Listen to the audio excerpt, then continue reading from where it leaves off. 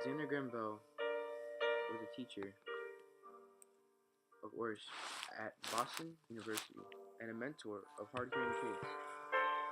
And after his own examination into the system of telegraphy that would send various and different messages over a wire, he had a constant broadcast. And Bell shaped an organization with two of his understudies, including the noticeable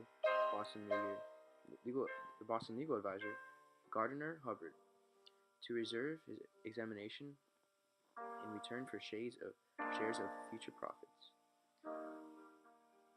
Elisha Gray was a very known designer in Highland Park, Illinois. His Western Electric organization was a noteworthy supplier to the broadcast organization Western Union.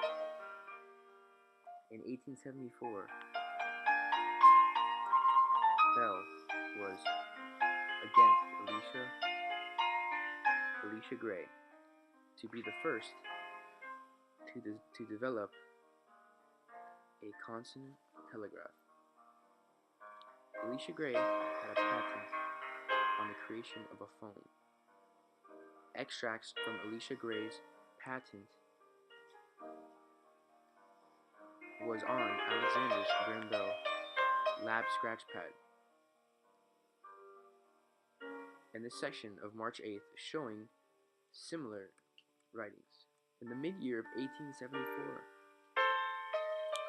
Elisha Gray built a symphonous broadcast gadget, and it used vibrating reeds that could transmit and send musical tones, but it was not comprehensible.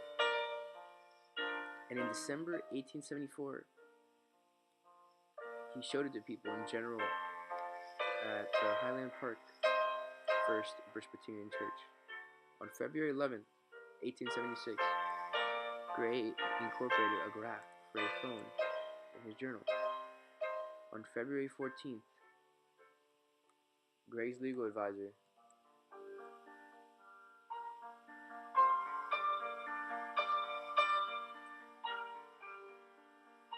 told him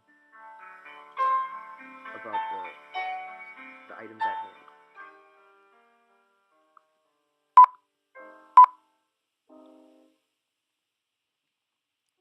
In a letter of March 2nd, 1877, Alexander Graham Bell told to Gray that he knew that Gray's vibration wire had something to do with his, and that he made the phone call practical. At the time, Gray's admonition was still classified, and Bell confirmed and promised about Gray's admonition. When patent analysis explored conceivable impedances between applications, it was not exceptional for them to make inquiries of the designs coordinated at the spots of conceivable obstruction.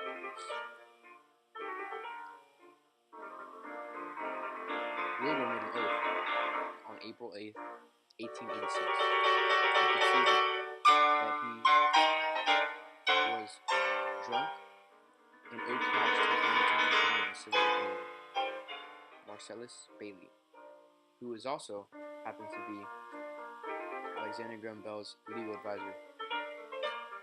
Wilbur, infringing upon the patent office rules, he informed Bailey regarding Gray's admonition and told the bosses that Bell's patent application was there first. During Bell's visit to Washington, Professor Bell was looking out, quote unquote, when I demonstrated him the drawing of Gray's patent and disclosed Gray's routine to him. He says that Ringer returned at 2 p.m. to give him a $100 bill. Wilbur's different sworn statements forget these points of interest. Just his October 21st, 1885 oath straightforwardly negates this story, and Wilbur claims it was given at the solicitation of the Bell Organization by Mr. Swan of its insight, and he was convinced and forced or tricked into signing it because he was very sad and depressed. However, Wilbur's testimony was not the same. The only thing that was the same was that he vowed to Mark before Thomas Swan. And these clashing and very different statements undermined Wilbur.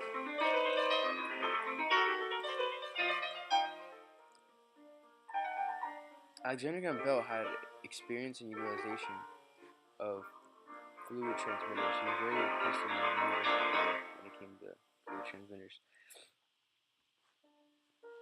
Alexander Graham Bell stole the idea that the phone lays on a similitude between drawings of fluid transmitters, which was shown in a lab sketch of March 1876. To those of Gray's admonition earlier that month. Then again, there is a very large expanse of confirmation that Alexander Graham Bell has been using fluid transmitters as a part of different examinations for more than 3 years before that time.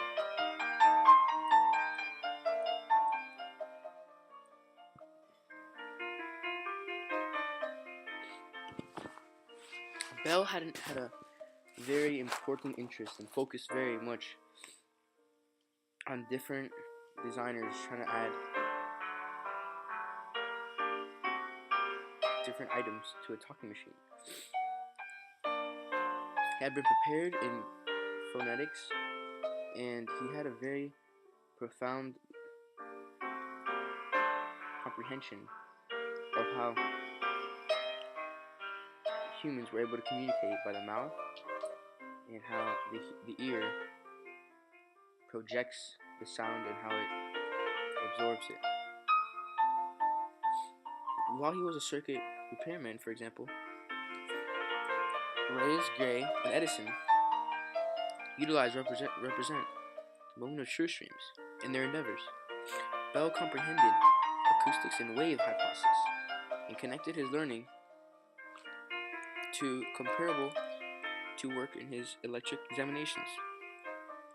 Ringer's father, Alexander Melvin Bell, he focused on the creation of discourse and built up an approach to decipher all the components of human discourse in a framework called the unmistakable speech. Melville, a companion of George, Bernard Shaw, and a model for Professor Henry Higgins in Pilgrimage. Much of time included his child, Alex, in his work, and open exhibitions. While he was investigating all the different history of Alexander Graham Bell, his lost drawings that the designer had done as a young fellow to represent his own exploration into how the mouth portrayed different parts of vowels and sounds. And he also identified the different types of pitches and vowels, which was seen as enough critical evidence that Bell was chosen and to join the prestigious London Philosophical Society. And he did so when he was 19 years of age. Bell later said, "I initiated the investigation of telegraphy with a companion in the city of Bath." And he said so in the year of 1867. He started sending different types of electrical streams into turning forks to transmit sound through a special type of wire, which he later learned had been expected by Helmholtz. Quote unquote, I came to accept immovably in the achievability of the telegraphic transmission of discourse. Bell composed later, quote unquote, and I used to tell my companions that sometime or other we ought to talk by telegraph. Bell looked to a teacher of address at Boston University. He proceeded with his discoveries into how phonetics, and he also continued the electrical analysis, and he had started in Bath and London towards enhancing his broadcasts.